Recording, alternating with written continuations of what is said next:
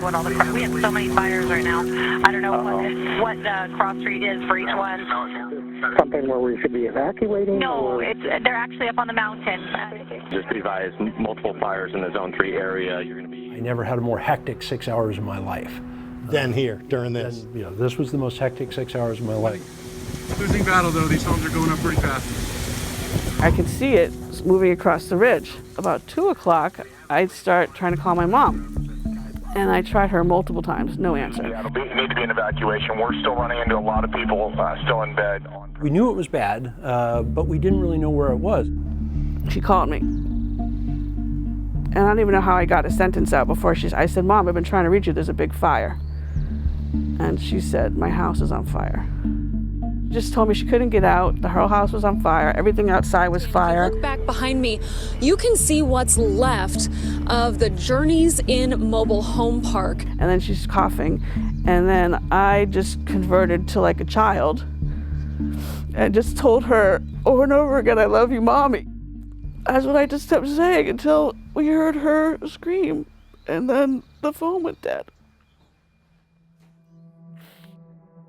This was all that was left of 2 neighborhoods in Santa Rosa, California, obliterated by the 2017 Nuns Tubbs wildfire. The fire swept down from the hills and killed 24 residents in Sonoma County, including Jessica Tunis's mom, Linda. I had no idea it was that close to her. I double checked, was there an evacuation order that I missed? No. Linda Tunis and others never got a warning, never got notice, never got an evacuation order. The Sonoma County Emergency Services Director at the time chose not to send an alert, concerned mass evacuations could hinder responders. We simply didn't have a process that was able to handle getting the information from the field and then getting it out to the public. Sam Wallace was not in charge then, but was in the Emergency Operations Center in the middle of all the confusion. We were in a situation where we were having problems visualizing where that danger was. And you were alerting some folks whose house had already burned down. We believe that, yeah. Like Linda Tunis's neighborhood, alerted only after she died. Absolutely, they made a mistake. Absolutely made a mistake. The public frequently gets alerts from the National Weather Service, but we discovered more than a dozen examples when alerts from emergency managers or law enforcement came too late or not at all. Like Superstorm Sandy, when many people along the East Coast did not get alerts to take action. Texas experienced what officials called a lack of coordination with alerts during that infamous winter storm when 246 people died. That same year, New York City officials said alerts came too late when Hurricane Ida caused 91 deaths in 9 states.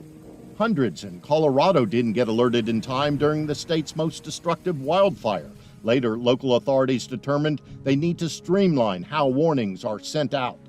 And most recently, on Maui, emergency managers decided not to sound the island's warning sirens during that firestorm. Do you regret not sounding the sirens?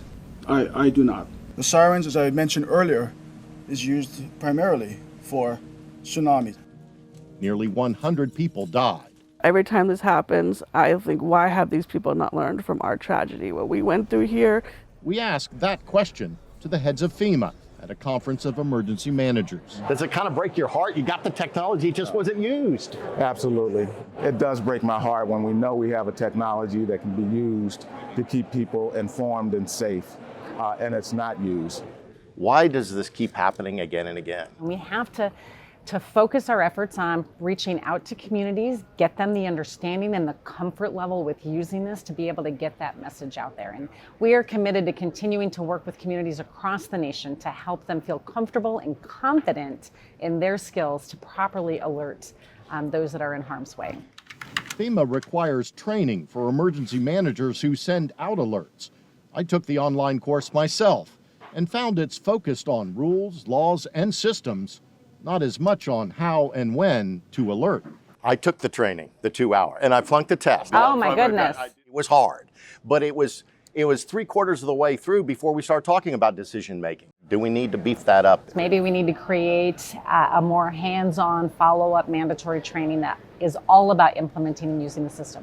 I'll take that back. California has changed its law, The state now mandates emergency managers err on the side of notifying the public during emergencies. If we wait too long, then even if the information is accurate, it may not be effective. So one of the techniques that we employ here is, as soon as we think that there's a significant issue, we're just going to issue an alert. We're going to wake everybody up. Should you have woken people up in 2017? Yes. Does that keep you up at night when you think about that? Yeah. Does there need to be a national standard, much like California did after Santa Rosa? Well, I think maybe a national standard. I would not want to mandate something across everybody in this case. Jessica Tunis is advocating for a nationwide policy to push the button when in doubt. And send alert. Something she regrets was not in place for her mom. I wish I'd left my job and just gone to get her. I would have been fired and they would have been correct, but she would have been alive. I live with that guilt. Stephen Stock, CBS News.